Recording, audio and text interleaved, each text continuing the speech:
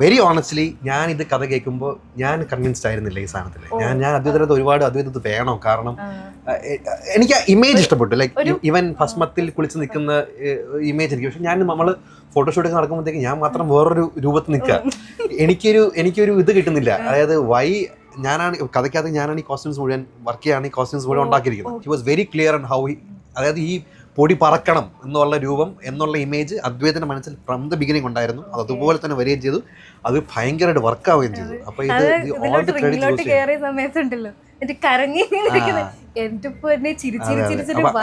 അതിനുശേഷമുള്ള ഡിസ്കഷൻ വന്ന add ons ആണ്. നമുക്ക് ഇങ്ങനെ ഒരു ഇവന്റെ കരച്ചിൽ മറയ്ക്കാൻ വേണ്ടി ഒരു സാധനം ചെയ്യാം, അങ്ങനെയൊക്കെ പറയുമ്പോൾ എനിക്ക് കുറച്ച് കൺവിഷൻ വന്നു. ഓക്കെ, അപ്പൊ that's A reason why he is doing this. അപ്പോൾ അതിനുശേഷം കൊണ്ട് ഈ ആഡ് ഓൺസ് പരിപാടിയൊക്കെ നമ്മൾ അത് ഓൺ ദ സ്പോട്ടിൽ. അപ്പോൾ എൻ്റെ ഒരു കൺസേൺ ആണ്, ഇത് ഭസ്മം നിറച്ച് കഴിഞ്ഞാൽ മുഖം എക്സ്പ്രഷൻ കാണാൻ ഇത്രത്തോളം ഇമോഷണലായിട്ട് സംസാരിക്കുന്ന സാധനമാണ്. അറിയാൻ പറ്റുമോ, കാണാൻ പറ്റുമോ, അങ്ങനെയൊക്കെയാണ് ഈ കണ്ണീര് വരുന്ന സാധനവും ഇതൊക്കെ വന്നത്. അങ്ങനെ ചെയ്തോണ്ടാണ് ശരിക്കും മനസ്സിലാക്കാൻ പറ്റിയത്. ഒരു കരച്ചിലിന്റെ അത് എടുത്ത് നിൽക്കുന്നുണ്ടായിരുന്നു. ഒരു കൊളാബറേറ്റീവ് എഫേർട്ടാണ് ഇതെല്ലാം. എന്റെയും വൈഷ്ണവിന്റെയും ഫൈറ്റ്, ജാങ്കോ സുൽത്താന്റെയും ബസ്മാസ്റ്ററിന്റെയും ഫൈറ്റ് ഞങ്ങൾ ഒരുമിച്ച് ട്രെയിൻ ചെയ്തിട്ടുണ്ട്. അപ്പൊ ഞങ്ങൾക്ക് അറിയാം, ഞങ്ങളുടെ രഥം അറിയാം, അങ്ങനെ ടൈമിംഗ് അറിയാം. പിന്നെ അടി കൊള്ളാനും നമുക്ക് അറിയാം. പിന്നെ ഈ അടി കൊണ്ടാലും നമുക്ക് അതിനെ എന്തോ വി ഹാവ് ദാറ്റ് ആ ഒരു ബോണ്ട് അങ്ങനെ ഉള്ളതുകൊണ്ട് പറ്റും. അപ്പൊ അവന് കൊടുത്തിട്ടുള്ള നെഞ്ചിൽ അടിക്കുന്ന ആ കോൺട്ര പിടിച്ചിട്ടുള്ള അടി ഒറിജിനൽ അടിയാണ്. അത് അവൻ തന്നെ പറഞ്ഞ, ചേട്ടാ അടിച്ചോ, എനിക്ക് അടിച്ചാലേ എനിക്കൊന്നും കിട്ടുള്ളൂ. ഞാൻ ആ 3 അടി പൊട്ട കൊടുത്തു. അതുപോലെ അവന്റെ ഫസ്റ്റ് കിക്ക്, അപ്പൊ ആ കിക്കും അവൻ ആദ്യം കിക്ക് ചെയ്ത് കറക്റ്റായിട്ട് കൊണ്ടു നെഞ്ചിൽ. ഞാൻ അപ്പൊ ആ ഷോട്ടിലുണ്ട്. അപ്പൊ ആദ്യം എന്റെ പൊടിയാ പോകുന്നത് ബാക്കിലോട്ട്. പൊടി പോയതിനു ശേഷമാണ് ഞാൻ പോകുന്നത്. ആ കിക്ക് കഴിഞ്ഞ് ഞാൻ ഒരു മൂലയില് ശ്വാസം എടുക്കാൻ പറ്റുന്നില്ല. അപ്പൊ മാസ്റ്ററൊക്കെ വന്ന് വിളിച്ച് രണ്ടുപേരെ, പറയണ പോലെ ചെയ്യില്ലെങ്കിൽ ഇറങ്ങിക്കും, നിങ്ങൾ കൂടുതൽ കാണിക്കുന്നത്, നിങ്ങൾ ഓവറാക്കരുത്, നല്ല രീതിയിൽ തിരിച്ചുകൊണ്ടൊക്കെ പറയുന്നത് ഇഞ്ചുറി ഉണ്ടാവും. ഞാൻ എൻ്റെ ബാക്കിൽ ക്യാമറ, അപ്പോൾ ക്യാമറ പുറത്ത് വീണാൽ ശരിയാവില്ല, അപ്പം നിങ്ങൾ വാച്ച് ചെയ്യണം, നിങ്ങൾ നേരാവണം ചെയ്യണം എന്നൊക്കെ പറഞ്ഞു. അപ്പം അങ്ങനത്തെ ചില കൊടുക്കൽ വാങ്ങുകൾ ഉണ്ട്. Give and take. ഇപ്പം ഡാറ്റുവിൻ്റെയും കാർമന്റെയും ഫൈറ്റിൽ ഫുൾ അടിയടിയും അങ്ങോട്ടും ഇങ്ങോട്ടും എല്ലാവർക്കും. ഇപ്പോൾ ഒരു തിയേറ്റർ ആർട്ടിസ്റ്റ് ഫോളോ ചെയ്യേണ്ട കുറേ റൂൾസ് കാണുമല്ലോ, അതെന്തൊക്കെയാണ്? എന്തെങ്കിലും റൂൾസ് ഉണ്ടോ ഇന്നൊരു പൊസിഷനിങ് അല്ലെങ്കിൽ ബിഹേവ് ചെയ്യേണ്ട രീതികൾ? അങ്ങനെ റൂൾസ് ഇല്ലാത്തൊരു സ്ഥലമാണ് തിയേറ്റർ. റൂൾസ് എനിക്കില്ല. നമ്മൾ റിയൽ ബോർഡ് അല്ലെങ്കിൽ സിനിമയിൽ എപ്പോഴെങ്കിലും നമുക്ക് 10 വയസ്സ്, എനിക്ക് 10 വയസ്സായിട്ട് അഭിനയിക്കാൻ പറ്റുമോ? ഇല്ല. സോ അവിടെ തന്നെ റൂൾ ബ്രേക്കിംഗ് ആണ്. You are giving out N illusion of things. നമുക്ക് തിയേറ്ററിനകത്ത് ഒരിക്കലും നമുക്ക് റിയൽ സെറ്റിംഗ് ഉണ്ടാക്കാൻ പറ്റും. നമ്മളിപ്പോൾ ഒരു വീട് കാണുകയാണെങ്കിൽ, മരം കാണുകയാണെങ്കിൽ നമ്മൾ മരത്തിനെ കൊണ്ടുവരാൻ പറ്റില്ല. നമ്മൾ മരത്തിനെ നമ്മൾ കാണിക്കുകയാണ്. You create an image. നമ്മൾ ഫീൽ ചെയ്യും, യു ക്രിയേറ്റ് എൻ ഇമേജ്. നമ്മുടെ കൈൻ്റെ ജസ്റ്റേഴ്സ് കൊണ്ടോ അല്ലെങ്കിൽ നോട്ടം കൊണ്ടോ അല്ലെങ്കിൽ ശബ്ദങ്ങളോ കൊണ്ടോ നമ്മളൊരു ഇല്യൂഷൻ ഉണ്ടാക്കുന്നു. ആ ഇല്യൂഷനെ ആൾക്കാരിൽ എത്തിക്കാൻ പറ്റണം. അത് നമ്മൾ സക്സസ്ഫുള്ളി ചെയ്യുമ്പോഴാണ് അവിടെ ആ ഇമേജ് ഉണ്ടാകുന്നത്. അപ്പോൾ അവിടെ റൂൾസ് ഇല്ല. So there is no rules. പിന്നെ as an actor for theatre rules, ഒരു റൂൾ കീപ്പ് ചെയ്യണം എന്ന്, എന്തെങ്കിലും റൂൾ കീപ്പ് ചെയ്യണമെന്നുണ്ടെങ്കിൽ ഞാൻ കൺസിഡർ ചെയ്യുക keeping a child like energy. ഒരു കുട്ടിയുടെ ഇന്നസെൻസ്, ക്യൂരിയോസിറ്റി കീപ്പ് ചെയ്യുക. അത് കീപ്പ് ചെയ്ത് കഴിഞ്ഞാൽ നമ്മൾ എപ്പോഴും എന്തെങ്കിലും അതിപ്പോൾ തിയേറ്ററിൻ്റെ ആക്ടർ മാത്രമല്ല, ആസ് എൻ ആക്ടർ ആ ഒരു ക്യൂരിയസ് എനർജി ഉണ്ടെങ്കിൽ.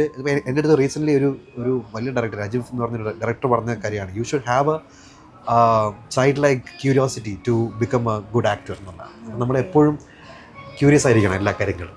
അപ്പം അങ്ങനെ ആ ഒരു റൂൾ കീപ്പ് ചെയ്യാൻ, പിന്നെ ഒരു എക്സൈറ്റ്മെന്റ്, നമ്മൾ എന്ത് കാര്യമെങ്കിലും ഇങ്ങനെ നിൽക്കണമല്ലോ. ആ ഒരു എന്ത് ക്യാരക്ടറായാലും അതിനെ എത്രത്തോളം നമ്മൾ ചോദ്യങ്ങൾ അതിനെപ്പറ്റി ചോദിക്കുന്നു, എത്രത്തോളം നമ്മൾ ഒരു ക്യാരക്ടറിനെ പറ്റി ചോദിക്കുന്നു, അല്ലെങ്കിൽ കഥയെ പറ്റി ചോദിക്കുന്നു, ആ സിറ്റുവേഷനെ പറ്റി ചോദിക്കുന്നു, towards your self, towards director, ആരോടെങ്കിലും. അപ്പം ആ ക്യൂരിയോസിറ്റി ഉണ്ടെങ്കിലാണ് നമുക്കൊരു നല്ലൊരു ആക്ടറായിരിക്കാൻ പറ്റും ഞാൻ വിശ്വസിക്കുന്നു. അപ്പോൾ അതാണ് ആ ഒരു rule I will keep. Theatre നേരെ opposite. Theatre was very real. ഭയങ്കര റിയൽ ആയിട്ടുള്ള ഒരു സ്റ്റോറിയാണ്. റിയൽ ആയിട്ടുള്ള ട്രൂ സ്റ്റോറി ആയിട്ട് നമ്മൾ ഇൻസ്പയർഡ് ആയിട്ടുള്ളൊരു സ്റ്റോറിയാണ്. ഭയങ്കര ഗ്രിറ്റിയാണ് ആ സാധനം, ഭയങ്കര ലൈവാണ്. അപ്പം അതിൻ്റെ വിഷ്വൽ ലാംഗ്വേജ് നമുക്ക് നാച്ചുറലായിട്ട് എത്രത്തോളം നമുക്ക് അതിൻ്റെ ഒരു ഷോട്ട് പോലും നാച്ചുറലായിട്ട് ഷൂട്ട് ചെയ്തിട്ടില്ല. എക്സ്റ്റീരിയറിൽ ഉള്ള 1-2 ഷോട്ട്സിൽ പോലും നമ്മൾ ലൈറ്റ് ഷേപ്പ് ചെയ്തിട്ടുണ്ട്. It was never shot in natural light. നമ്മൾ ലൈറ്റ് അപ്പ് ചെയ്തിട്ടാണ് അതെല്ലാം. എല്ലാം ലൈറ്റ് ചെയ്തിട്ടുണ്ട്, ലൈറ്റ് ഷേപ്പ് ചെയ്തിട്ടുണ്ട്. കാരണം അതല്ലാതെ നമുക്കതിനെ നാച്ചുറൽ ലൈറ്റ് ഷൂട്ട് ചെയ്യാന്ന് പറഞ്ഞു കഴിഞ്ഞാൽ അത് മലയാളം സിനിമയിൽ എനിക്ക് പറ്റും. പക്ഷെ അത് ഞാൻ ഫോളോ ചെയ്യുന്ന ഒരു സാധനമല്ല. Even if it's an external shot, അതിനകത്ത് ചെറുതായിട്ട് നമ്മൾ ഒരു ഷേപ്പിംഗ് ഉണ്ടെങ്കിൽ അതിന് ഇമേജിന് കുറച്ചുകൂടെ ഭയങ്കര എൻഹാൻസ്മെന്റ് വരും എന്നാണ് എൻ്റെ ഒരു വിശ്വാസം. സബ്ജക്റ്റിനെ അല്ലെങ്കിൽ എടുത്ത് കാണിക്കും. അത് എനിക്കൊന്ന് സിനിമാറ്റോഗ്രാഫി മൊത്തത്തിൽ ഷേപ്പിംഗ് എന്ന് നമ്മൾ ലൈറ്റ് വെക്കണം എന്ന് തന്നെ ഇല്ല. You can cut the light, അല്ലെങ്കിൽ യു ക്യാൻ ആഡ് ബ്ലാക്സ്. നമുക്ക് നെഗറ്റീവ് ആഡ് ചെയ്തിട്ട് ഒരു സൈഡ് നമ്മൾ ഷെയ്ഡ്സ് കൊണ്ടുവരും, കുറച്ചും കൂടെ കോൺട്രാസ്റ്റ് കൊണ്ടുവരും. അപ്പോൾ ഈ ഇമോഷൻസ്, അപ്പോൾ നമുക്ക് കണ്ണുകളിൽ നമുക്ക് ഫോക്കസ് വരാം, അല്ലെങ്കിൽ മുഖത്തിന് ഒരു അവരുടെ സ്മൈലിൽ നമുക്ക് കുറച്ചും കൂടെ ഫോക്കസ് കൊണ്ടുവരാം, ഒരു സൈഡിലേക്ക് കുറച്ചും കൂടെ ഫോക്കസ് കൊണ്ടുവരാം. അങ്ങനെ പല ഓരോന്നിനും ഓരോ ഉദ്ദേശമാണ്. ഓരോ ഇമോഷനും അനുസരിച്ച് അതെ. ഇപ്പോൾ except for A wide shot, നമ്മളൊരു ക്യാരക്ടർ വൈഡ് ഷോട്ട് നിൽക്കുന്ന നമുക്ക് അവിടെ ലൈറ്റ് അപ്പ് ചെയ്യാൻ വളരെ ബുദ്ധിമുട്ടാണ് ഡേയിലാണെങ്കിൽ. എത്രത്തോളം നാച്ചുറൽ ലൈറ്റ് റീക്രിയേറ്റ് ചെയ്യാൻ പറ്റും എന്നുള്ളതായിരുന്നു അതിൻ്റെ അകത്തുള്ള ലൈറ്റിംഗ് വൈസ്. അതിനകത്തുള്ള ഞാനും സാധനത്ത് ഞങ്ങളുടെ അസോസിയേറ്റ് കൊണ്ട് ഡിസ്കസ് ചെയ്ത് ഉണ്ടാക്കിയെടുത്തൊരു സാധനം. സാധനത്ത് ഒരുപാട് റെഫറൻസസ് ഉണ്ടാക്കിയതുണ്ട്. അപ്പോൾ അതിൻ്റെ അകത്തുനിന്ന് എല്ലാം എങ്ങനെയൊക്കെ അവൻ്റെ കുറേ പാറ്റേൺസ്, അവൻ കുറേ ലൈറ്റിംഗ് ഡിസൈൻസ് സംഭവങ്ങളെല്ലാം ഞങ്ങൾ ഒരുമിച്ച് ഡിസ്കസ് ചെയ്തിട്ടാണ് അതിലേക്ക് എത്തിയത്. പിന്നെ ക്യാമറ വൈസ് നോക്കുകയാണെങ്കിൽ നമ്മൾ റിയൽ ഫോളോ ചെയ്യുന്ന ക്യാമറ, ഒരിക്കലും സ്റ്റഡി ഷോട്ട്സ് വേണമെന്ന് സജ്ജനം ഉണ്ടായിരുന്നില്ല, എനിക്കും ഉണ്ടായിരുന്നില്ല. അപ്പോൾ ഉണ്ട് വളരെ മിനിമം ആയിട്ട്, പക്ഷെ ആ മിനിമം ഷോട്ട്സ് പോലും ചെറിയൊരു മൂവ്മെന്റ് ആണ്. ഫോളോ ക്യാരക്ടറിൻ്റെ കൂടെ സഞ്ചരിക്കുക, ബീങ് വൺ പേഴ്സൺ, നമ്മൾ അവരിൽ ഒരാളായി നിൽക്കുക എന്നുള്ളതായിരുന്നു. തേർഡ് പേഴ്സൺ പെർസ്പെക്റ്റീവിൽ നിന്ന് മാറിയിട്ട് ഫസ്റ്റ് പേഴ്സൺ പെർസ്പെക്റ്റീവ്, ആ ആൾക്കാരുടെ ഇടയിൽ നിന്നുകൊണ്ട് കഥ പറയുക, B maximum close with the characters എന്നുള്ളതായിരുന്നു ഐഡിയ. ഓരോ സിനിമകളിലൂടെയും എക്സ്പ്ലോറും ചെയ്യുകയാണ്. അതെ. ഞാൻ മുമ്പ് ഇപ്പോഴും പറഞ്ഞിട്ടുണ്ട്, ഇതിങ്ങനെ തന്നെ വേണം, ഇത് തന്നെയാണ് ഇതിന്റെ കറക്റ്റായിട്ട്, ഇത് യഥാർത്ഥ അങ്ങനെയൊന്നുമില്ല. നമ്മൾ ഇതാണ് ഇതിന്റെ ബെസ്റ്റ് സാധനം. എവിടാണ്? ഒറ്റ മിനിറ്റ്, ഒരു കാര്യം പറഞ്ഞു നിർത്തോട്ടെ.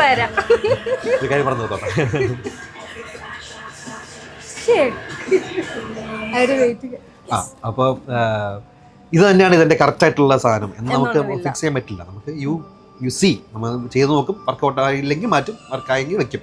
ചിലപ്പോൾ വേറൊരാൾ ചെയ്ത് കഴിഞ്ഞാൽ ചിലപ്പോൾ വേറെ സാധനം വരും, അതും ഓക്കെ ആയിരിക്കും, അതും ചിലപ്പോൾ ഭയങ്കര രസമായിട്ട് ഇത് പോകും. ഞാൻ ചെയ്തപ്പോഴത്തേക്ക് ഇങ്ങനെ വന്നു, അത് മാച്ചായി, അത് വർക്കായി, അത് വിഷ്വലി അത് നന്നായിട്ട് വന്നിട്ടുള്ള പടമാണ്. വൺ ഓഫ് ദി ഞാൻ ഇപ്പോഴും ഭയങ്കരമായി എക്സ്പ്ലോർ ചെയ്യാനോ പഠിക്കാനോ ഉള്ള ഒരു ഫീൽഡാണ് ഗ്രീൻ സ്ക്രീൻ ഷൂട്ടിങ്. അതിൻ്റെ അത് വേറെ തന്നെ ഒരു സാധനമാണ്. അത് ചെയ്തിട്ടുണ്ട്, പക്ഷെ അതിൻ്റെ ഒരു 100% പെർഫെക്ഷനിലേക്ക് ഇനിയും എത്താനുണ്ടെന്നാണ് എൻ്റെ ഒരു സ്വയം എന്നെ കുറിച്ചുള്ള ഒരു വിലയിരുത്തൽ. ഇനിയും എക്സ്പ്ലോർ ചെയ്ത് ഒരുപാട് നല്ല വിഷ്വൽസ് കിട്ടട്ടെ. നമുക്കിനി മാച്ചിലേക്ക് പോകാം.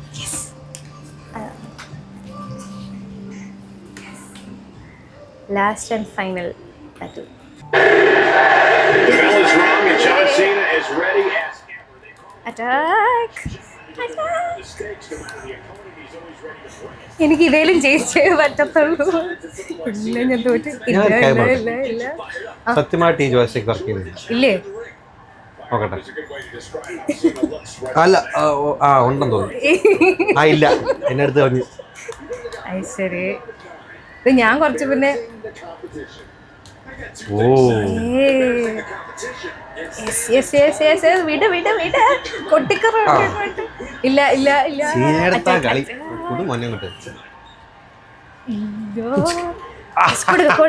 കൊടുക്ക്.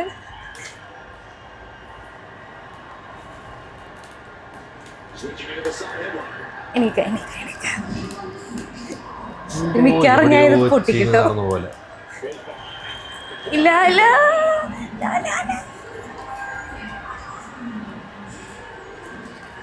എന്റെ പൊന്നുറൊക്കെ നാണം കെടുത്തല്ലേ? കുഴപ്പമില്ല.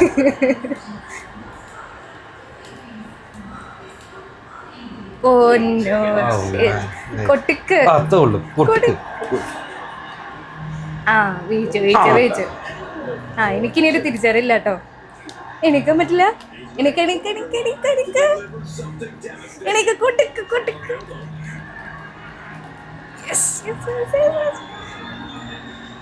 പിന്നെ നിങ്ങൾ കളിക്കേത്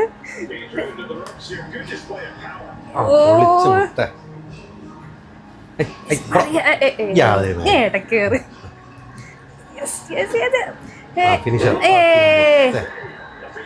അത് ഞാനാണോ പോയത്? മനസ്സിലായില്ല. ഒന്ന് എണീക്കോ ഇവിടുന്ന്? കൊടുക്ക് കൊടുക്ക് കൊടുക്ക് കൊടുക്ക് കൊടുക്ക് കൊടുക്ക് അറ്റാക്ക്. ആ സെറ്റ് ഫിനിഷ് ഫിനിഷും തീർന്നു. ഹായ് 1 2 3. അപ്പോൾ വിജയകരമായ എല്ലാ ഗെയിമും ഞാൻ തോറ്റിരിക്കുകയാണ്. ഫസ്റ്റ് മാസ്റ്ററും ജയിച്ചിരിക്കുകയാണ്. ഞാൻ തന്നെയാണോ കളിക്കുന്നത് എനിക്ക് സംശയമുണ്ട്. അല്ല ഞാൻ എന്തായാലും കുഴപ്പമില്ല, ആദ്യമായിട്ടാ. ഇനി ഒരുപാട് നല്ല രീതിയിൽ ആക്ടിങ്ങും പെർഫോമൻസും എല്ലാം നമുക്ക് ആവശ്യമുണ്ട്, വിഷ്വൽസും. താങ്ക്സ് ഫോർ കമ്മിങ് ആൻഡ് എന്നെ പൊട്ടിച്ചതിനും യെസ് നന്ദിയുണ്ട്. Thank you so much. Thank you.